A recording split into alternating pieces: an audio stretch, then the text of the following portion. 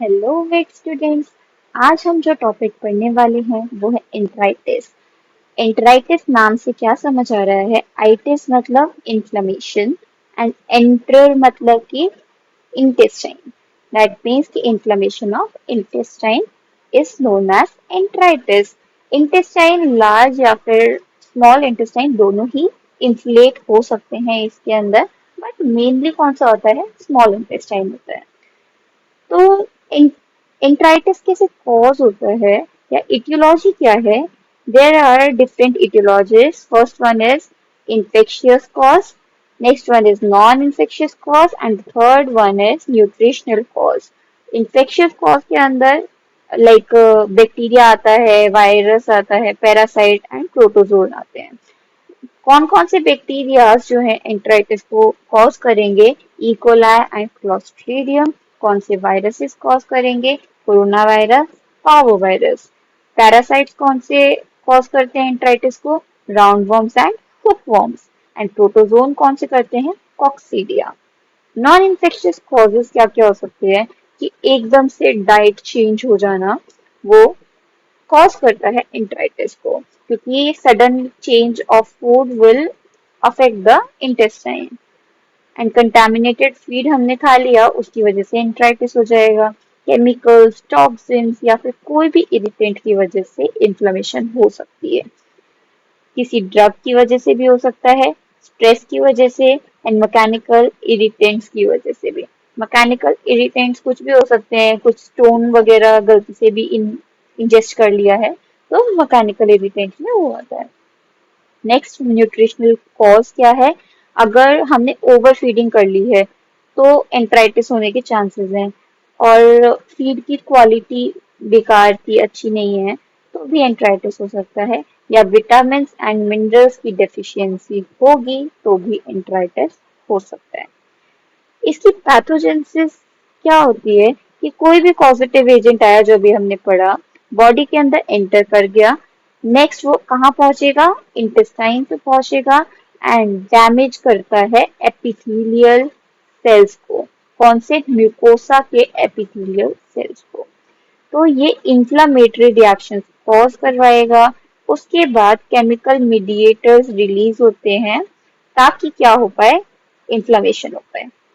Inflammatory reaction करवाने के बाद केमिकल मीडिएटर्स रिलीज होते हैं, जिस वजह से इन्फ्लेमेशन कॉज होता है। That will decrease the absorption and secretion and it causes diarrhea, dehydration and electrolyte balance. Nomenclature क्या होता है एंट्राइटिस का? स्मॉल इंटेस्टाइन की अगर मैं बात करूं तो उसमें ड्यूडेनाइटिस मतलब ड्यूडेनम का inflammation is known as duodenitis, jejunum का इन्फ्लेमेशन जेजुनाइटिस एंड इलियम का इन्फ्लेमेशन कॉजेस इलियाइटिस।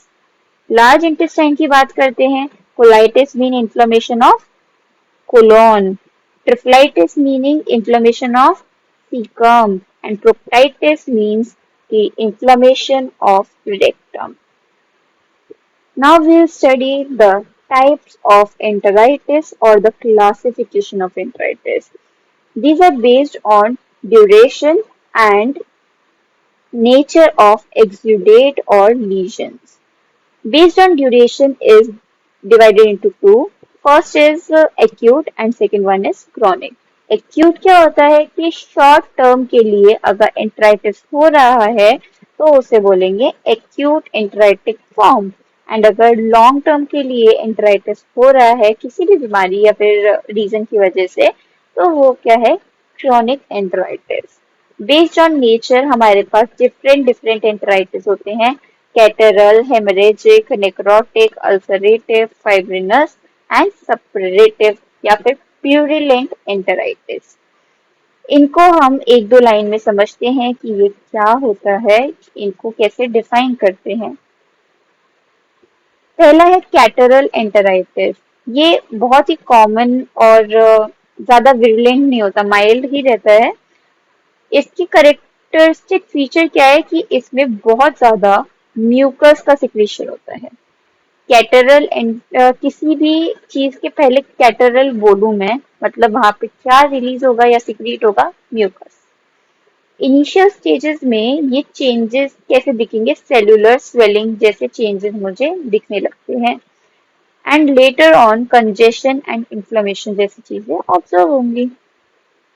सेकेंड आता है फाइब्रिनस एंटेराइटिस, सीवियर फॉर्म होती है comparative to catarrhal and haemorrhagic enteritis. इसके अंदर फाइब्रिन्स का डिपोजिशन होता है इंटेस्टाइन की म्यूकोसा पे और एक डिप्थेरिक मेम्ब्रेन फॉर्म हो जाती है ओवर द म्यूकोसा। डिप्थेरिक मेम्ब्रेन वाला पॉइंट इंपॉर्टेंट है इस केस में क्योंकि greenish yellow fibrinous layer form होती है फाइब्रिनस एंटराइटिस के अंदर। नेक्स्ट आता है नेक्रोटिक एंटराइटिस जो मेनली किस वजह से हो जाता है, क्लोस्ट्रीडियम परफ्रिंजिस बैक्टीरिया की वजह से कॉज होता है। ये क्रॉनिक टाइप का इन्फ्लेमेशन होता है, मतलब लॉन्ग टर्म इन्फ्लेमेशन है। इसमें डेथ होती है म्यूकोसल सेल्स की एंड फिल्ट्रेशन नहीं हो पाती है lymphocytes, neutrophils and many more inflammatory cells का। अगला आता है अल्सरेटिव एंटेराइटिस की formation of ulcers within the intestinal wall. Ulcers form हो जाते हैं इंटेस्टाइन में, उसकी वजह से इन्फ्लेमेशन होगा तो उसे बोलेंगे अल्सरेटिव एंटेराइटिस। ये एक क्रॉनिक इन्फेक्शन होता है, इसमें हमें ब्लीडिंग एंड टिश्यू डिस्ट्रक्शन देखने को मिलेगा क्योंकि अल्सर्स में से हमने नॉर्मली भी देखा है कि ब्लीडिंग होती है एंड टिश्यूज वहां पे डिस्ट्रॉय हो जाते हैं। सपरेटिव एंटेराइटिस किस वजह से cause by pyogenic organism, pyogenic मतलब पस फॉर्मिंग ऑर्गेनिजम्स की वजह से। तो inflammation of intestine with the pus is known as suppurative enteritis. इसमें एब्सेस फॉर्मेशन हो जाता है लेटर स्टेजेस के अंदर, बाद में क्या देखने को मिलेगा, एब्सेस फॉर्मेशन देखने को मिलती है। Now we come to haemorrhagic enteritis.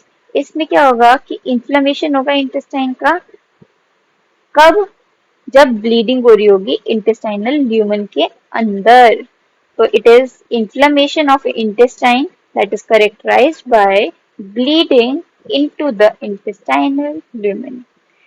ये क्या कॉज करवाता है, bloody diarrhoea, abdominal pain, weakness and dehydration. I hope this all is clear. Thank you.